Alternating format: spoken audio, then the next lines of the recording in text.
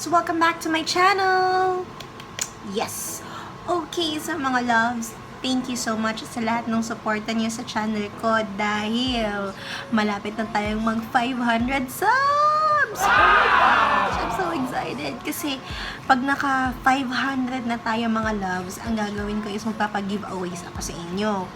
So, ilagay niyo na lang sa comment dyan sa description, not sa description, but sa comment box below if ano yung mga gusto nyong giveaways ko kasi pwede basta mga swak at saka pasok sa budget pero quality siya. Titingnan natin, kakayanin natin. And I'm really hoping mga loves, yung mga nag-sub sa akin is yung mga gusto talaga ako na vlogger or hindi lang dahil na yung mga sub for sub, yung mga ganun. So, nanonood talaga ng videos ko. So, sana ganun talaga, no? I'm really, really hoping. But then again, mga loves, I am so happy kasi, yun na nga, malapit na tayo mag 500. So, konti na lang magiging 100,000 na. Magkaka-silver play button na tayo. Joke. Anyway, mga loves, itong vlog dito today is ito yung continuation ng yung previous vlog ko kasi hindi ko siya napakita sa inyo yung mga na-haul namin ni Kungkung na makeup and skincare last time sa Mega Mall. So, dito na tayo magsa-start kasi masyado nang mahaba if dun ko pa i-insert.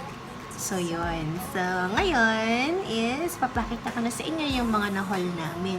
So, marami-rami siya. Marami-raming makeup, mga love. So, huwag niyo ko i-judge. Okay. So, unfortunately, na-film ko na to eh.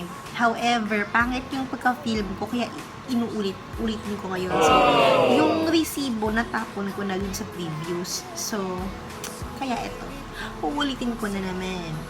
Okay, so, excited na ako. Okay. So, alam niyo naman, din pumunta kami dun sa Moly at saka dun sa SM department store sa mga makeup. So, hindi ko na lang siya i-sequence kasi nakahaleba na dito. So, titingnan na lang natin. Okay, so simulan na natin.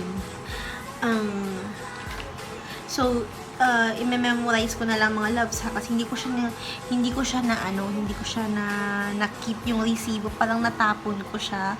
So i-memorize ko na lang. So first of all, dun sa David Salon, 'di ba nagpa-nail polish ako? Ito 'yon, 'di ba? So ito yung matte nail polish ng Moly na nabili namin for 248 pesos. Ito siya, si Tony Nail. Ayan. And like what I said before mga loves, hindi siya parang totoong matte na matte kasi I don't know if ganun yung mga ibang matte, pero may matte, ano ba yan? sorry matte, ano ba yan? So yun, yung kasi may iba na mas mura, however mas siya, diba, mas tawag nito, mas pigmented kung sa makeup pa. So, ito, parang malabnaw. Wait lang, open ko siya. So, para siyang malabnaw, mga loves. Yan. And then, so, nagka third or fourth coating na lang kami ni ate, yung manicurista dito, para maging ganyan siya. Tapos, nilagyan na lang namin ng colorless. Ganun. Okay, so, matabunan na. So, yun. And this is for 248 pesos. So, I suggest, Moly, Korean, di ba siya? Korean siya na ang tawag nito, Korean, di ba, Korean, siya, brand siya. So, gagawin natin, parang bibili na lang natin yung ibang brand. Kasi hindi naman siya masyadong talagang matte na matte. At saka malabnaw siya. So, let's move on. Next is ito na, nabili natin sa Moly. Ito yung lemon mask sheet brightening para maging bright ang iyong face. Shine bright like a diamond. Okay, so Moly, I'm real. So ito try ko pa to, hindi ko pa siya na-try. And sabi ni ate yung sales lady, para daw to sa mga oily skin types. So, ako yun.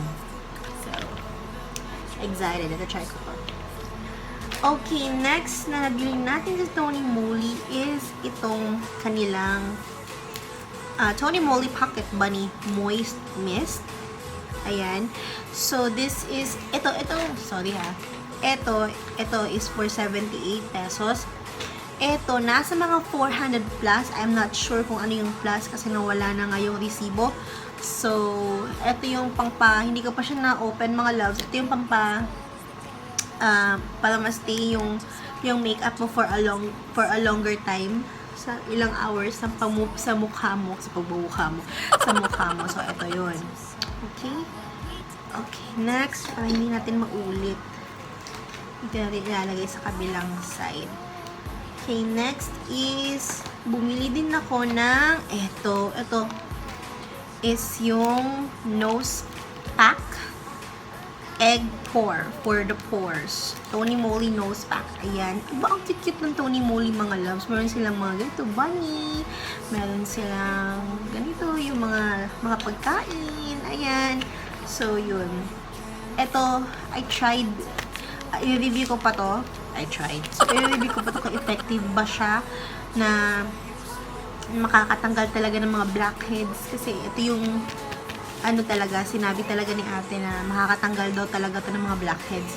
So, yung sa mga hindi ba nakakapanood ng previous namin ni Hubby na review about dun sa White Korean whitening mask, sabi din ni ate dun, makakapagtanggal din daw ng blackheads.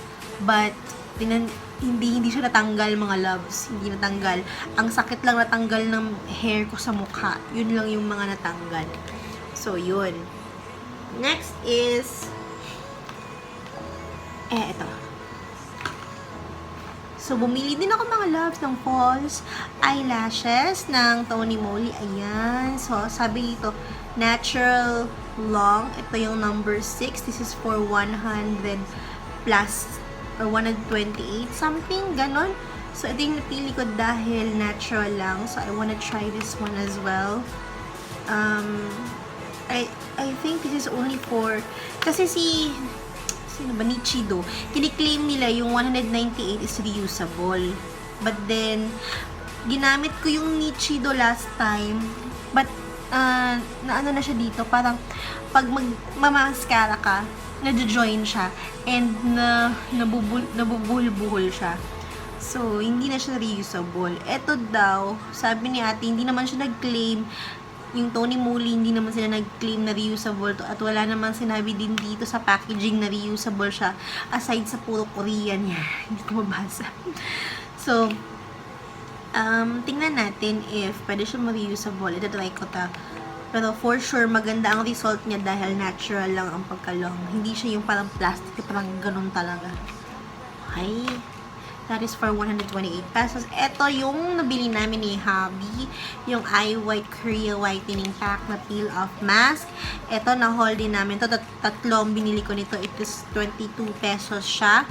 And, since sa review namin, maganda siya. Hindi siya nag-claim dito na makakatanggal siya ng mga blackheads and whiteheads. Yung sales lady lang yung nagsabi.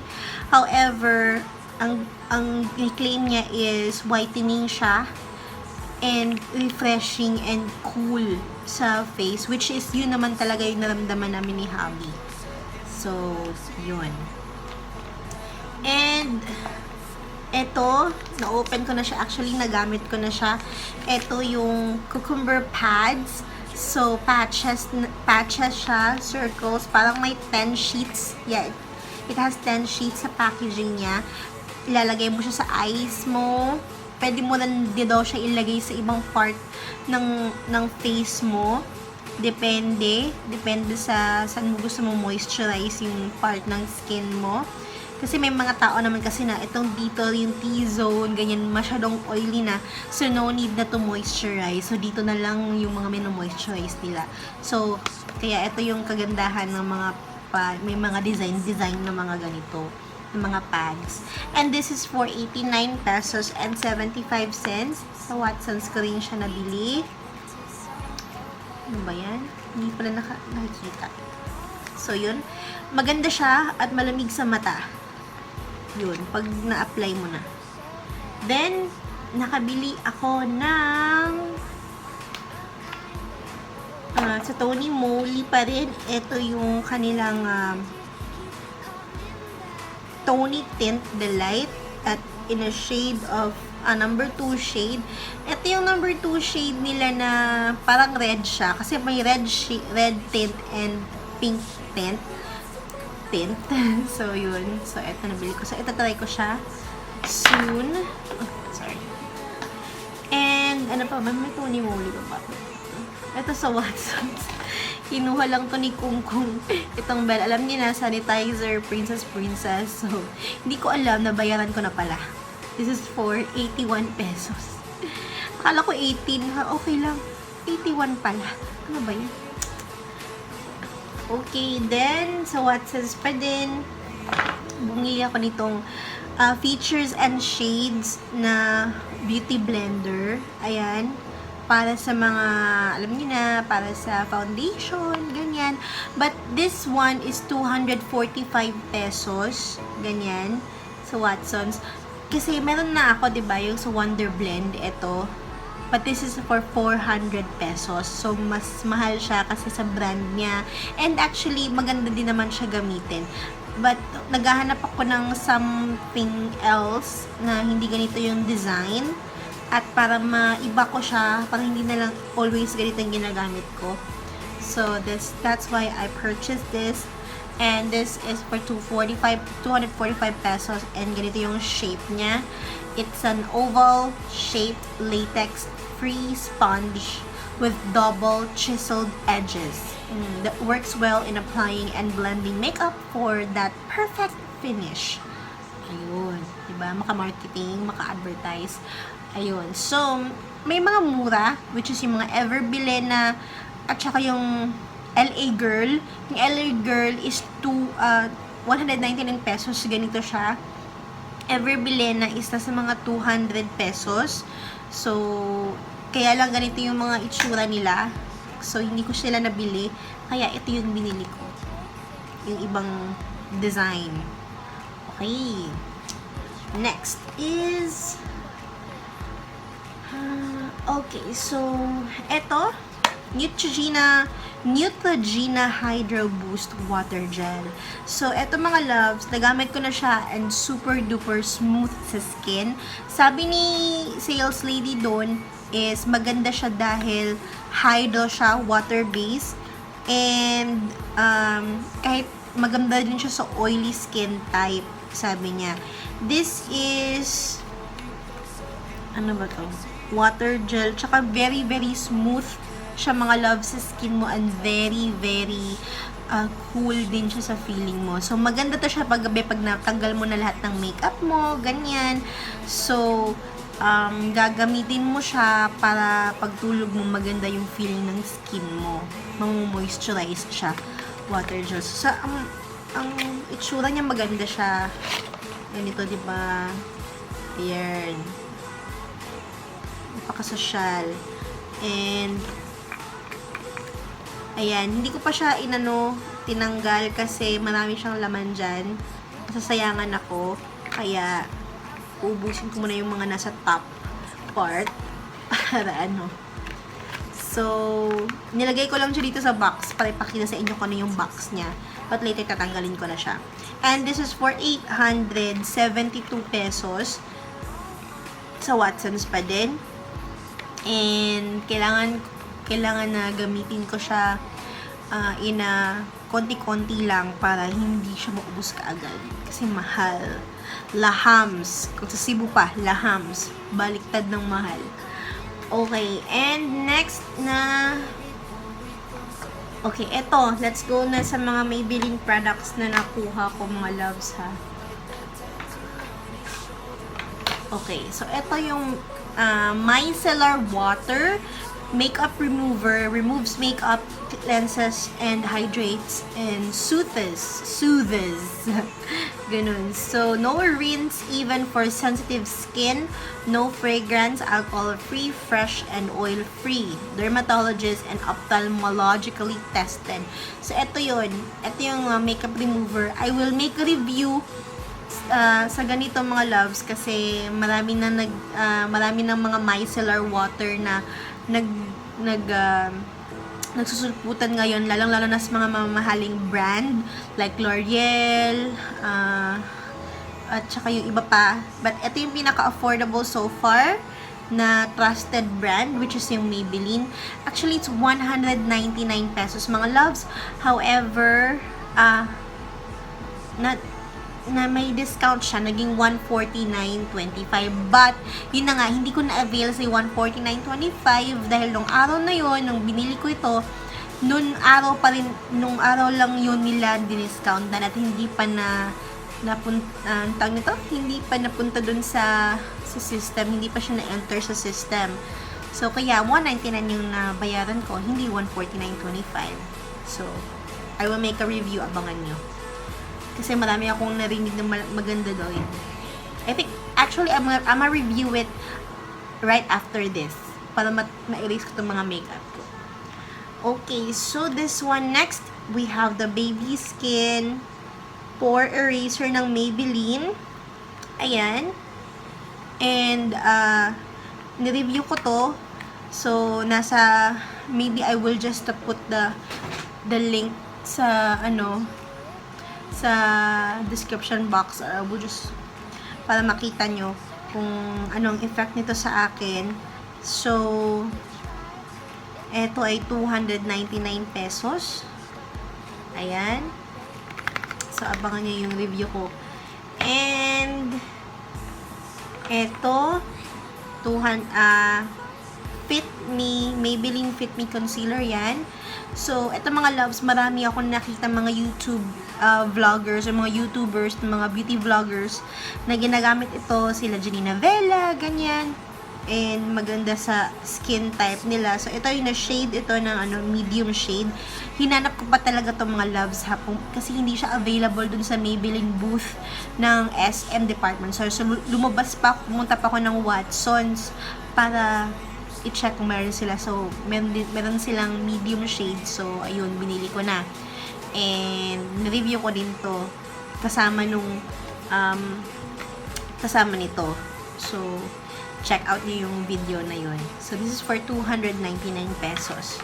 And, ito mga loves, Maybelline Super BB Cushion in a shade of Natural 03. Ayan. So, this one, marami din akong mga nakitang magagandang review nito. Kaya binili ko para matry ko sa sarili ko at i-review ko din ito. Ito ay 749 pesos. Tingnan natin if worth the price ba siya. Okay? And, ito, since previous video ko, di ba pinakita ko sa inyo yung mga powder mats ng Maybelline at nagustuhan ko siya. Kaya bumili ako ng more powder mats. Ito, in a shade of Touch of Nude. And the other one is, I don't know how you pronounce that, but it's Noir red.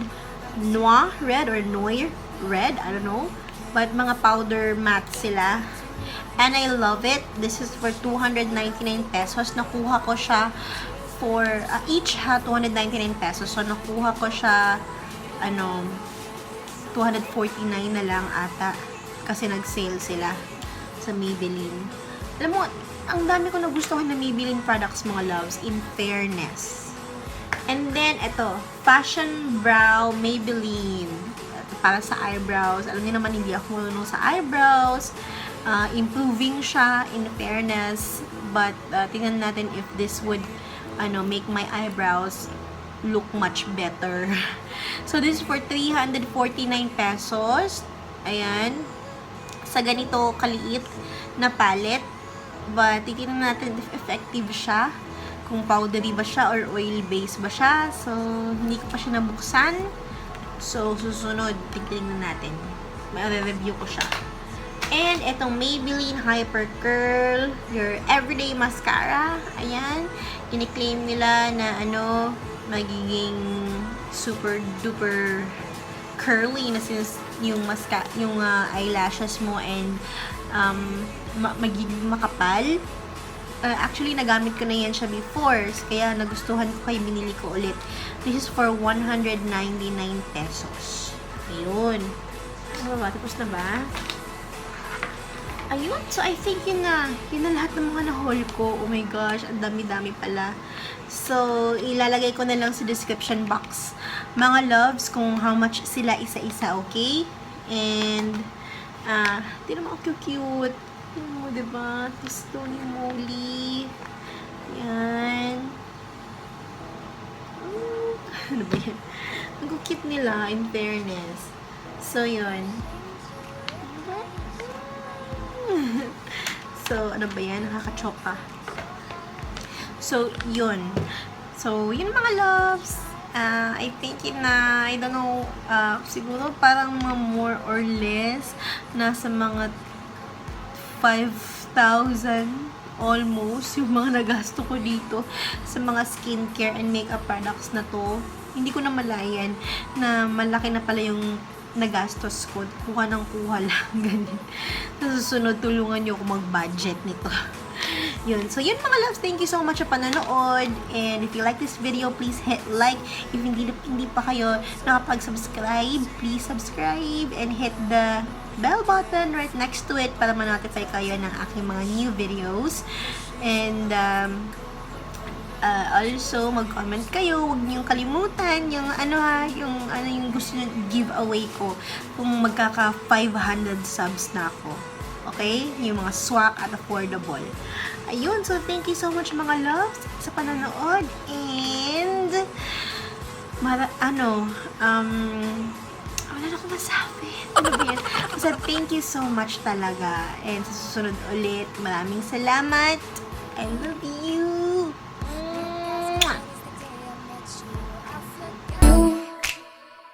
Look as good as the day I met you. I forget just why I left you. I was insane.